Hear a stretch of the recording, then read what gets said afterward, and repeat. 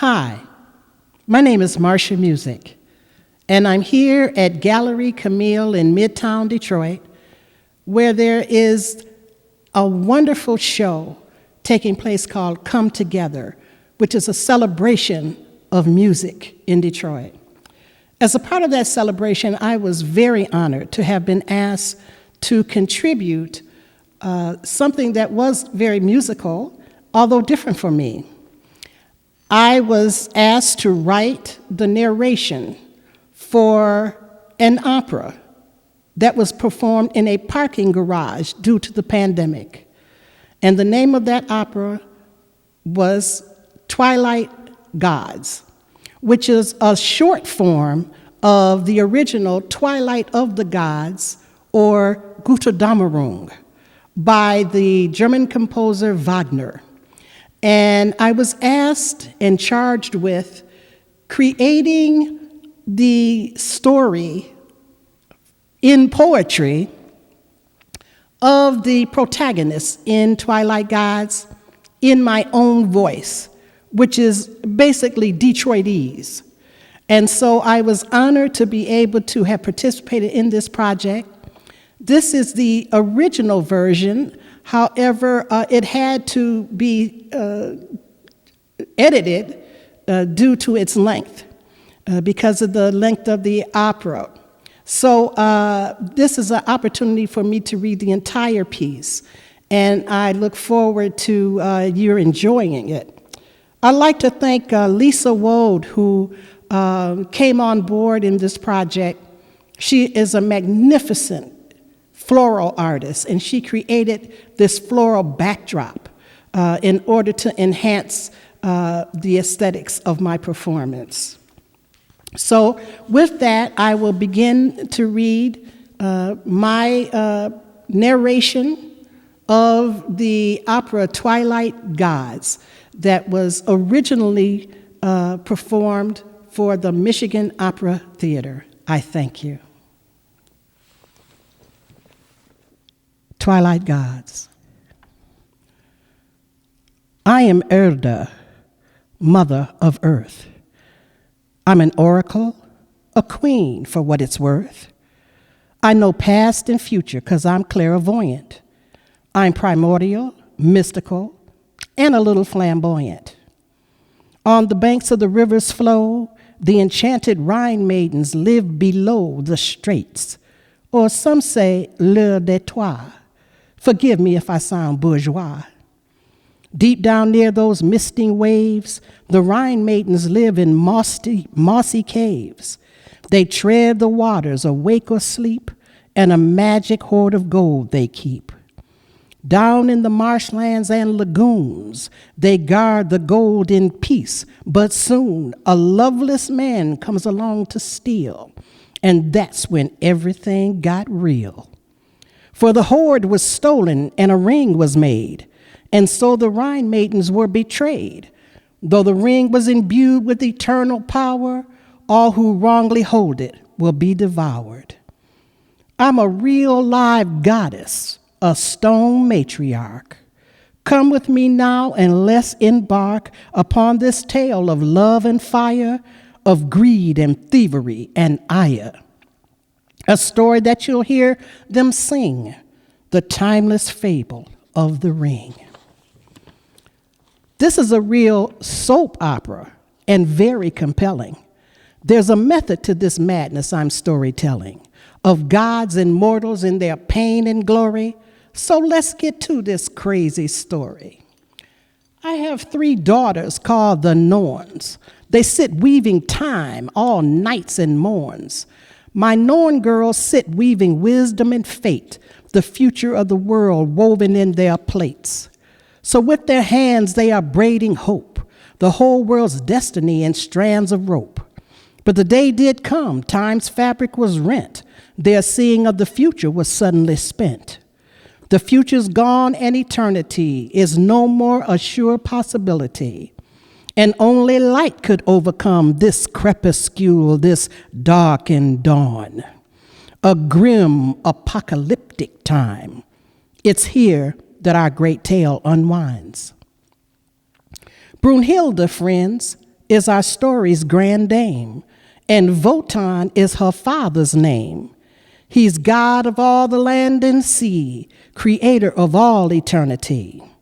Brunhilde's mine too, one of my other 9, called Valkyries. Yes, they all are mine. And they all live in the palace Valhalla, where slain warriors are lauded for honor and valor. She's strong and smart behind her years, with a warrior spirit and very few fears. But she has a heart that feels for others. I should know this because I'm her mother.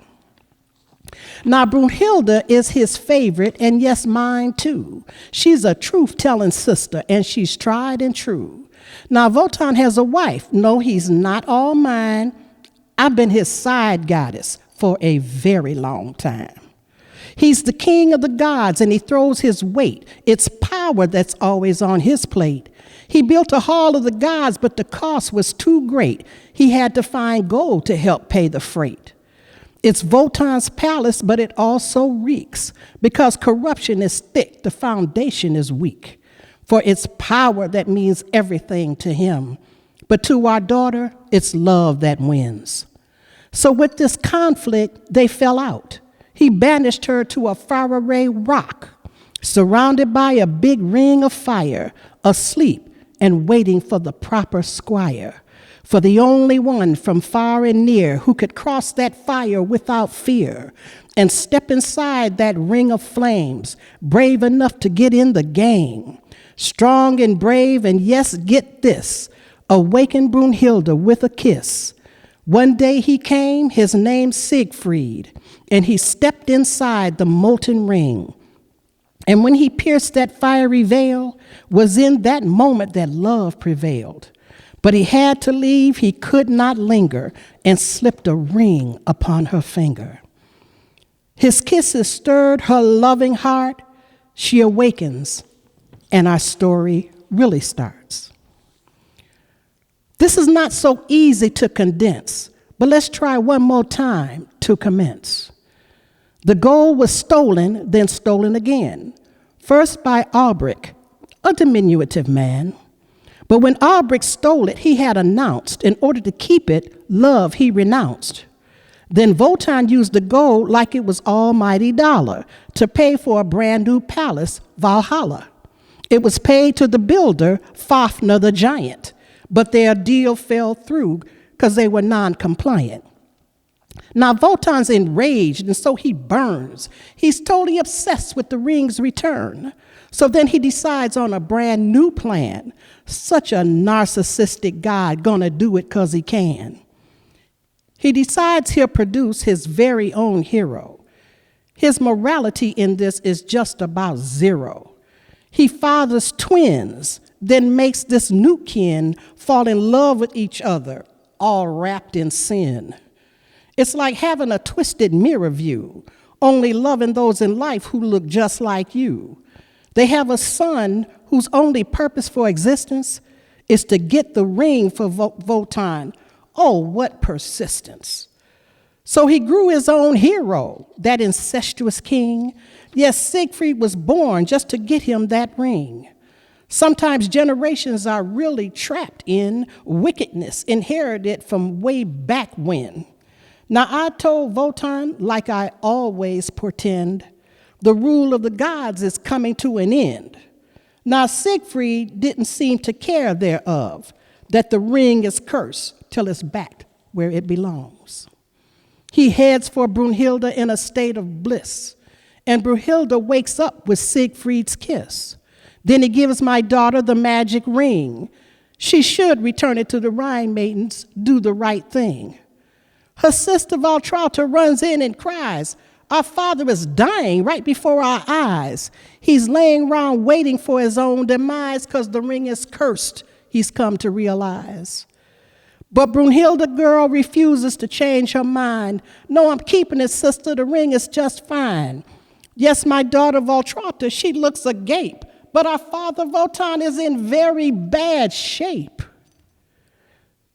So Alberic, remember back, from whom the ring was first bejacked.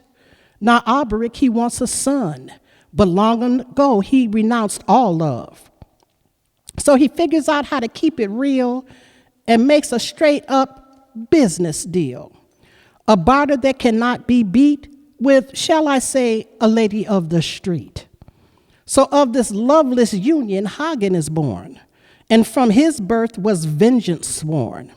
He carries all of the ancestral hate born of his father's wicked DNA.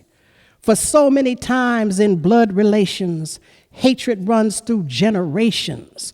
So full of rage this man-child be, he grew up with the constant dream to take the ring and bring it back to father, who has felt the lack of power with the lack of ring. Give it back, and it will bring dominion, force, and might, you see, and rule for all eternity. He wants the ring for his selfish dreams to give to his father and all that means. So Hagen now, he plots to take the ring from Siegfried and thus make the world before him take a bow to be in control, and this is how. His father, Albrecht, comes in a dream to make sure Hagen's still on his team. Sometimes when folks are big and bad, behind their masks, it's sometimes sad that they've just been followers, you see, or run by potions and puppet strings. And generations follow their lead, inherit hatred, venom, and rotten deeds, passing down legacies of violence and greed. But how did all this come to be? So back it up, I have to explain. There's more backstory to this love and pain. So Siegfried left Brunhilde. He got a good start. She gave him well wishes, bless her heart, gave him some of her powers and her trusty steed, served him some bravery and courage tea. So Siegfried goes off to another land, and that's where he finds the Gibichungs clan. The Gibichungs are rather banal and bougie, but Siegfried now isn't really choosy. So the Gibichungs' father was on the throne, but the family's weak now that the kids are grown. Back in the day, they used to be royal, but now they need to find new blood that's loyal. There's a brother and sister, Gunther and Gutruna. They're twins, you see, numbers 1 and 2. And Hagen is there, he's their half-brother too, along with many more from the Gibichungs crew. But anyway you see, this Gibichungs clan lives down at the river, not raising much sand. They're a bunch of kin who, the truth be told, inside them all, they have no real soul.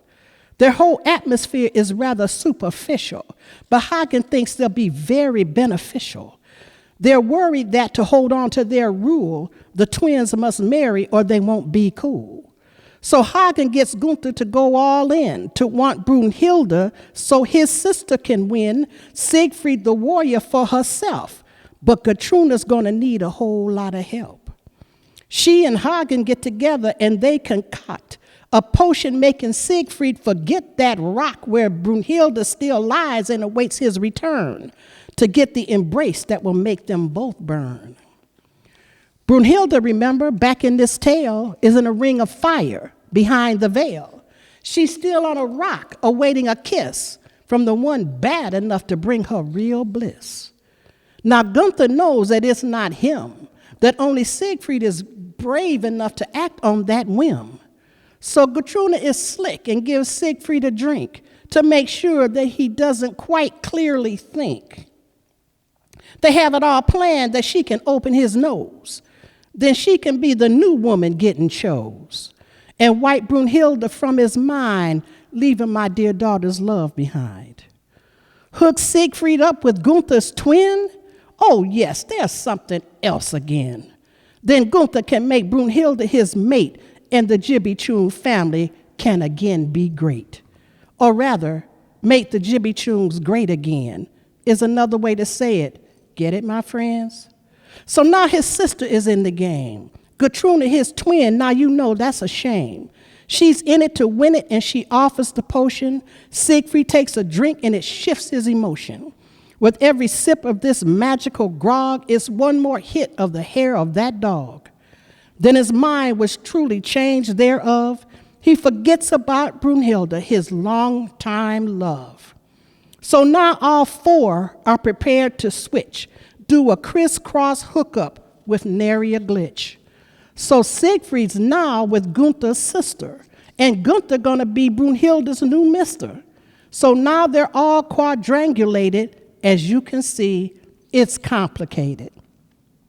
So Siegfried has forgotten that he loves his lady and offers her to Gunther. It is really shady. They surely act like they've been cursed.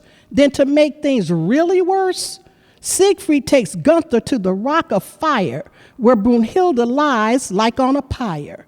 So Gunther can meet his new romance, who Siegfried can't remember since he's in a trance. But he's the only one who can pierce the flames. He goes with Gunther, who takes on his name. So you know she's surprised when she awoke. She thinks it's Siegfried, but it's Gunther who spoke. Siegfried was pretending to be his friend so Gunther can get with her in the end. He pretended that he was the other man and got the butter from the duck. What a terrible scam. And as it sinks in, this evil thing, Siegfried as Gunther takes off with the ring. So what can I say? This is a real hot mess. All this chaos and confusion, but I digress. Gunther forces himself with lies and guile, and now they're all walking down the aisle. So Gunther's now with Brunhilde, his bride, and Siegfried with Gudrun, now his new supply. And just like a scene out of Modern Bride, this crazy quartet makes it down the aisle. All four of them, but wait, Brunhilde sees that Siegfried is looking happy as can be. She looks at Gertrude's husband-to-be and thinks, why are you acting like you don't know me? Now Brunhilde looks down and sees the gold ring on Siegfried's finger. Now how could that be? It was Gunther, she thought, took it from her hand when he came to her like a long-lost man. But suddenly she has it all figured out, and just seeing that ring erased all doubt. She knows it was Siegfried who came to abuse. She looks over at him and thinks, it was you. But he's still drugged and out of his mind. He doesn't know what's happening, but she's not blind. She can clearly see that she's been had. But Siegfried denies it because he's half mad. He looks around at the other three and turns around and gets ready to leave. He swears on a spear he has done no wrong, tells the wedding parties just keep moving along. He looks at Brunhilde, it was time to blow, tells Gunther and Gertrude, come on, let's go. But Brunhilde is mad and feeling really betrayed. It's time for revenge because she got played. Now Hagen is also on the scene, the mixologist who helped make Siegfried's drink. He talks to Brunhilde, an offer he extends, though it's obvious, see, that he's playing both ends. He asks Brunhilde if she needs his assistance, because revenge can involve a whole lot of resistance. He pretends to be with her and on her side, asks if he can kill Siegfried and protect her pride.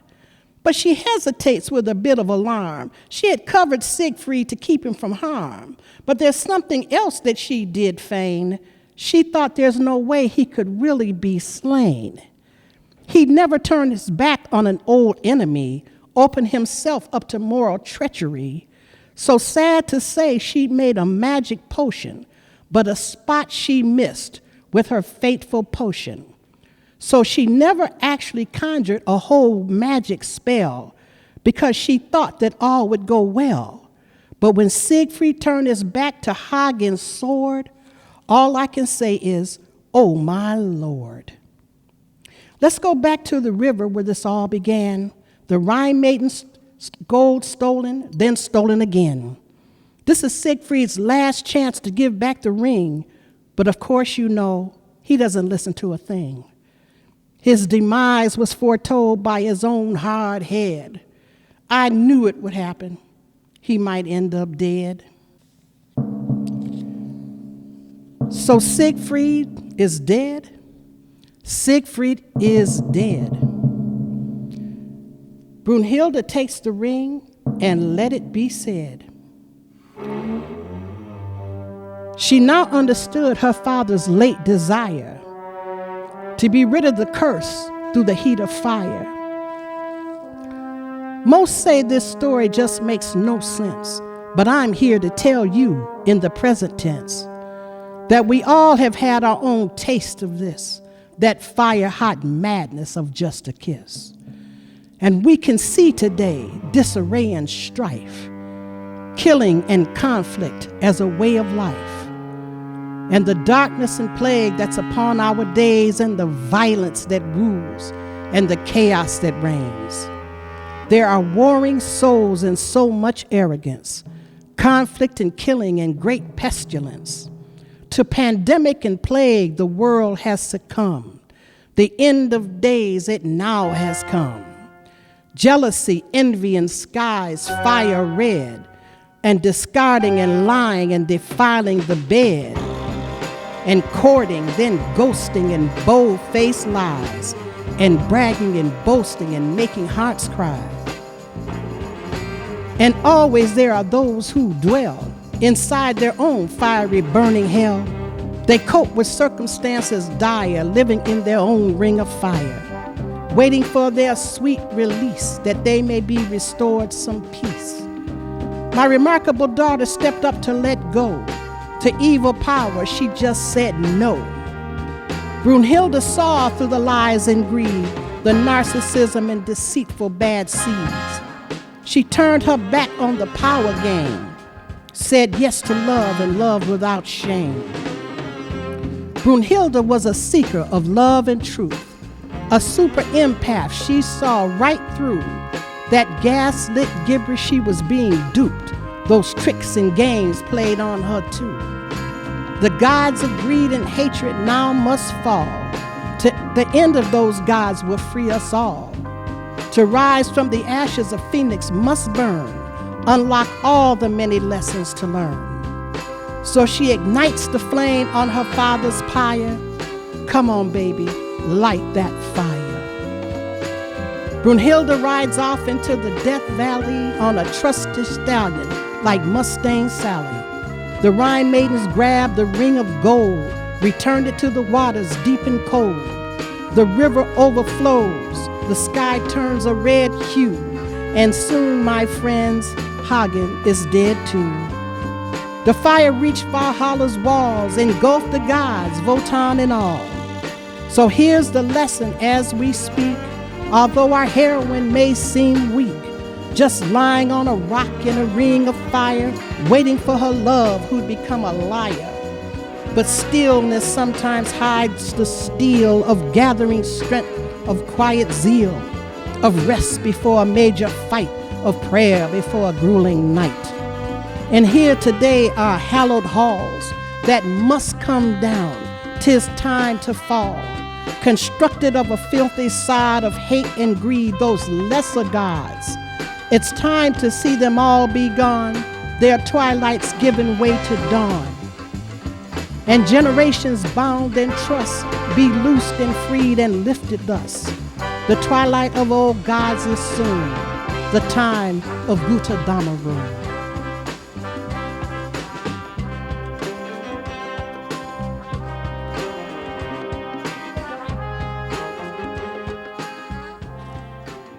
That's it.